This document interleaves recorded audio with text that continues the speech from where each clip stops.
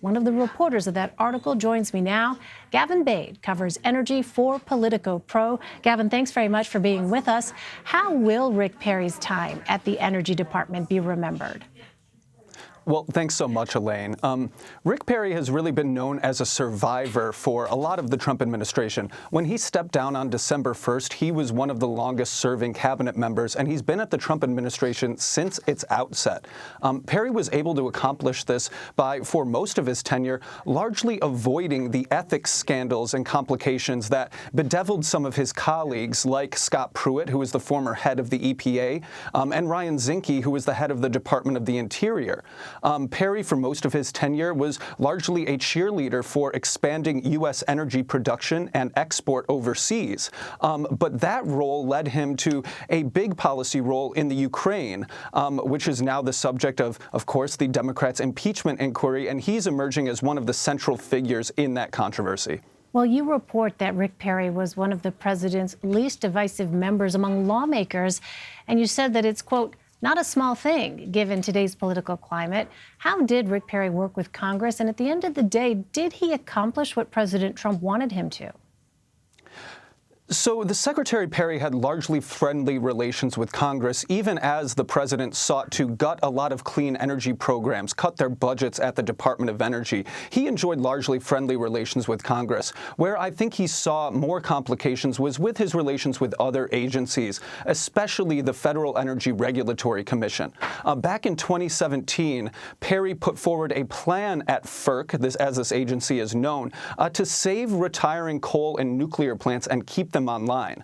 Now, FERC, even though it had a majority of Republicans appointed by Trump, it rejected this plan unanimously in early 2018.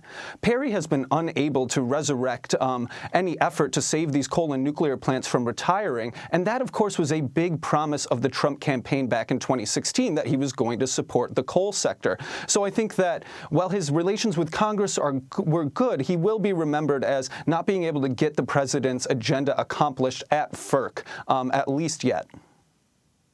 As you mentioned, Perry has landed at the center of the impeachment inquiry. He's part of what's come to be known as the Three Amigos who steered policy in Ukraine. What do we know exactly about Perry's involvement there?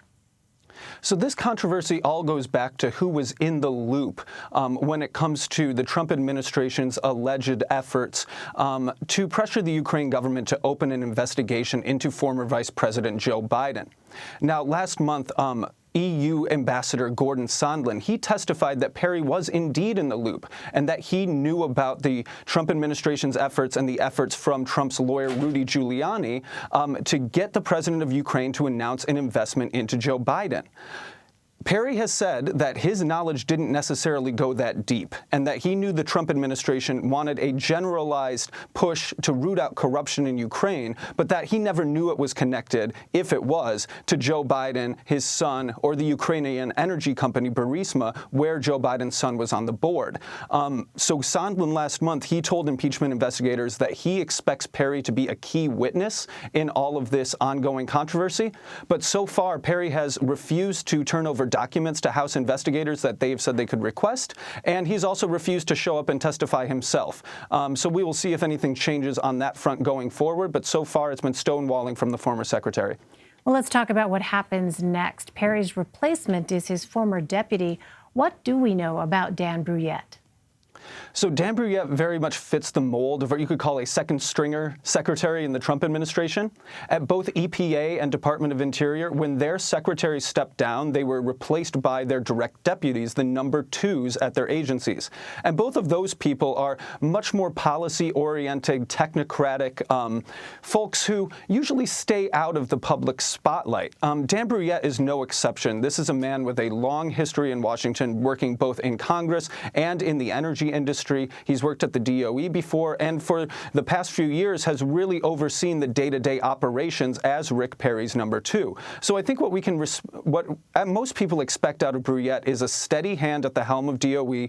They expect him to continue the Trump administration's policies of pushing U.S. oil and gas exports overseas. They expect him to support the nuclear energy industry, to continue the rollback of Obama-era efficiency standards for light bulbs and appliances. My big question is whether, as we go into the 2020 election season, Secretary Brouillette will feel any pressure to resurrect that push to help coal and nuclear plants that Rick Perry was unable to get through.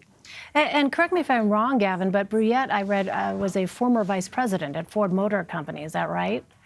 Indeed, he was, and he's worked in Congress on the energy committees there as well, and then worked elsewhere in the energy industry as well. So he has a long history in both the energy and transportation sectors here. He's kind of a known quantity in Washington, and people, again, expect him to be a pretty steady hand at the helm of DOE. All right, Gavin Bade for us in Washington. Gavin, thanks so much for joining us. Thanks so much, Elaine.